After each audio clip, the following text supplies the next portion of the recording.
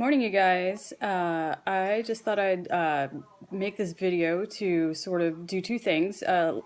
Let you know a little bit more about myself personally, and just to kind of review week 1 and 2 in third period.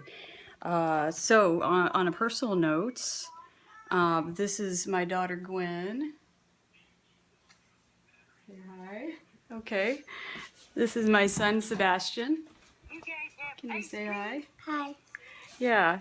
And so they're 5 and 7, and they've just started kindergarten and second grade.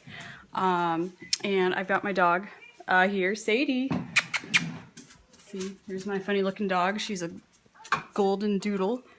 And so this is my messy kitchen. Yep.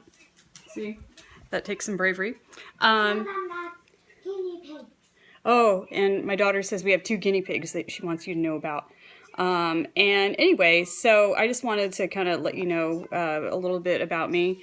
As far as being a teacher, I love teaching. I really do. And I love tech.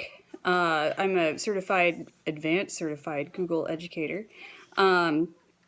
So I love a challenge. And so I thought, wow, so the computer online class would combine teaching and tech. But it seemed like a challenge as far as how do you make it work. Sorry, I'm fixing my bangs. And so anyway, I'm trying to make it work for you guys. As far as like what we've accomplished so far, we have all gotten enrolled in our classes. We have all done our pre-test. Many of you have passed Unit 1, so I'm very proud of you. And some of you are having a hard time with the first quiz. And I was doing some thinking about that. How could, you make that easier? It's tempting to try to beat the system and to see if you can just sort of get through it without having to spend much time on the material.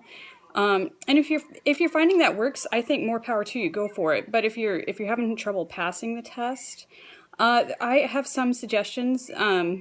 While you're reading the unit material, doing the activities, you could have a separate tab open, a Google Doc, and you could, if you're in history, for example, copy the names of places, people, and events, and just sort of paste them onto that Google Doc. And before you take the quiz, you could actually Google each of those facts or people or places or whatever, so you could study that way. Some people just use a notebook. I've seen people who've been, in our class who are writing down the information or interacting with it in some way. Especially if you're reading history and you're finding it dry, it's really easy to have your mind wander. And so I think it's better to have a pen in hand and write things down, even if you don't, end up needing to read it. I think the action of interacting with it kind of physically by writing it down, it helps it get in your head. And another thing I haven't figured out yet is if you're able to like highlight the different documents and pages and resources they're having you read. That could be another way to do it interactively to kind of help it stick with you. So we'll see how that works. And I brought you donuts this morning. I've never done that for a class. I really want you guys to know I care about you, and that I know that this can be difficult for some of you. Some of you are doing great. You're just sailing through the material. You learn really well this way. Others of you, I can tell it's difficult for you to sit and focus and to not talk. I get that. But since you all said that you wanted to graduate and you're excited about the idea of earning more than 1 credit this semester, I'm just remembering that is sort of our group goal. And I know that this kind of learning setting challenges your mental strength. And it's hard to develop self-discipline to kind of be on task and have that come from within. But that's what I'm here for.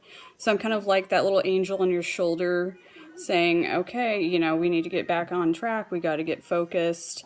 And so hopefully you'll develop your own angel on your own shoulder that's going to kind of keep, you motivated to realize that you're doing this because you want to do it, and you're doing it because you want to get school over with, and that it's not because I want you to do it. So anyway, I may enlist parent support, just because you need support. You need supportive adults in your life to keep you accountable, and it takes a village. So anyway, much love to you all, and enjoy the donuts.